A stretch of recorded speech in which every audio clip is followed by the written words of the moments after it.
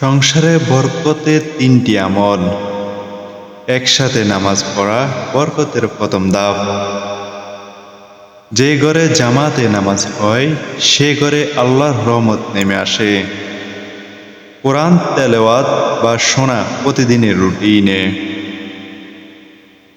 এক আয়াত হলেও প্রতিদিন শুনলে ঘরে শান্তি বাড়ে, ঝগড়া কমে।